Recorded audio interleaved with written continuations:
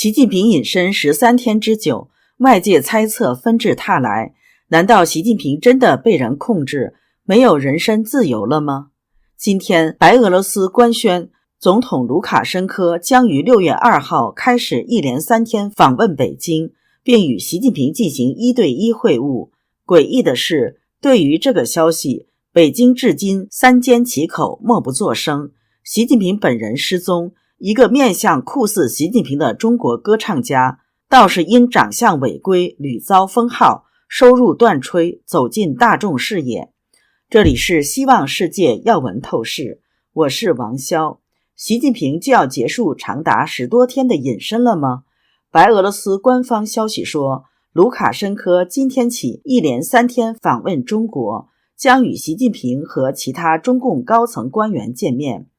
美国资深评论人士兰树认为，卢卡申科和习近平见面，他不可能是私人的见面。卢卡申科他是作为白俄罗斯的总统到中国访问，他是国事访问，双方出于对等的原则，一定是习近平和他见面，否则卢卡申科也不会来。双方的会谈，他很可能不是一个这个议题已经决定了一个会谈。所谓非正式的会谈，就是它不是一个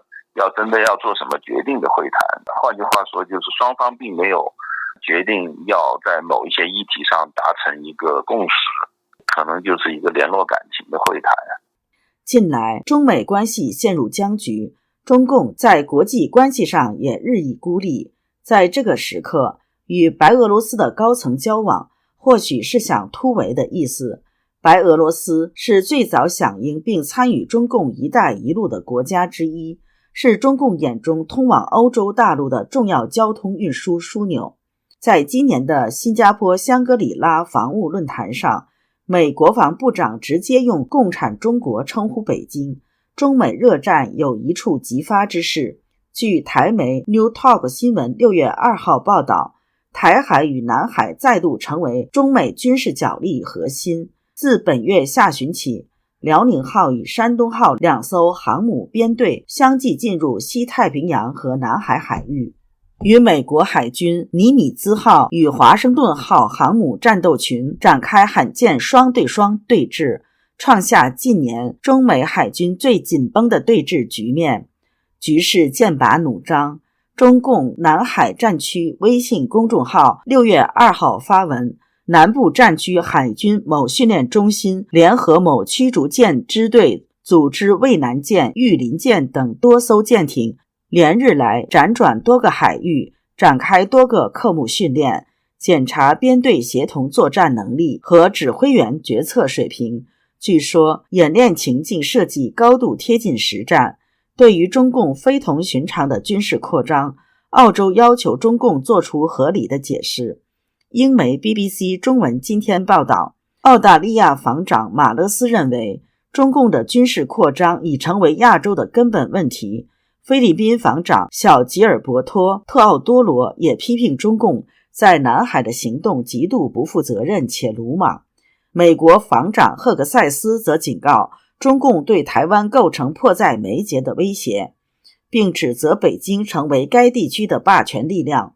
北京不仅在军事上与美国强硬叫板，在外交上也正在突破美国和西方世界的封锁，打算在边缘地带渗透。5月28号，中共与太平洋岛国召开了第3次外长会议，基里巴斯总统兼外长马茂，纽埃总理兼外长塔格拉吉，汤加王储兼外交大臣图普托阿，密克罗尼西亚联邦外长罗伯特，所罗门群岛外长阿格瓦卡，万纳杜外长阿蒂，巴布亚新几内亚外长特卡琴科，库克群岛外长埃里卡纳，诺鲁前总统现外长库恩，斐济外交部协理部长兼议会副议长奎里塔布阿，萨摩亚政府代表马里纳，太平洋岛国论坛副秘书长纳雅西参加了会议。6月2号，党媒求是网转发了官媒光明日报的评论称，第3次中国太平洋岛国外长联合声明续写了中国太平洋岛国命运共同体的新篇章。与美国贸易中断之际，中共还用免签吸引拉美和加勒比海国家的游客。中共官方通报，将从2025年6月1号至2026年5月31号对巴西、阿根廷、智利、秘鲁、乌拉圭持普通护照人员试行免签政策。这是中共首次对拉美和加勒比海地区国家推行免签政策。到此为止，入境中国单方面免签的国家已有43个。中共在陷入孤立的困境中左冲右突，试图摆脱眼下的局面。中共内部很可能正在权力的争夺和激斗之中。中共党魁习近平大权旁落，甚至遭软禁的传闻甚嚣尘上。台湾政治评论员陈敏凤6月1号发文表示，最近华人海外频道每天谈论的都是习近平失势，元老派、团派、胡温等全部联合起来要习放权。这些油管上的讯息讲得活灵活现，但无法得到印证。但其中有些中共官媒报道的消息，如新华社报道团派废太子胡春华活动，确实让人对中共政局变化有揣测的余地。有关习近平失势的谈论，最开始是说5月中有一场政治局委员会议，大批习近平要习下台，但后来有人查证传闻的14号当天，包括重庆和上海的书记在当地都有活动，根本没有前往北京开会。消息接着又修正是政治局常委的扩大会议，而不是政治局委员扩大会议。中共20大政治局政治委员有24名，政治局常委只有7位，扩大会议就是包括曾经担任过政治局常委的都可参加，是远比政治局委员更重要的会议。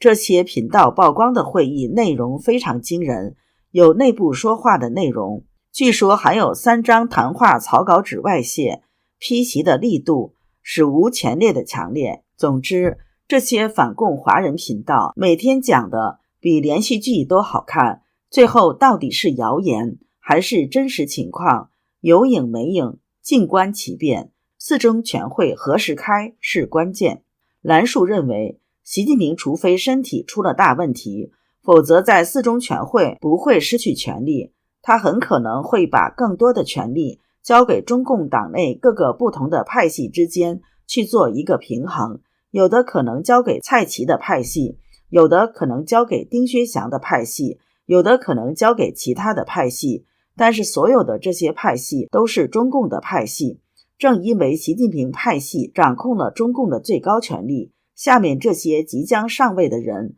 互相之间的争斗会越演越烈，但他们和习近平之间不会有太多的争斗。不过，习近平是继续隐身呢，还是会现身？卢卡申科访问北京这几天就可以见分晓，这似乎不用等到4中全会，你说呢？请留言告诉我们。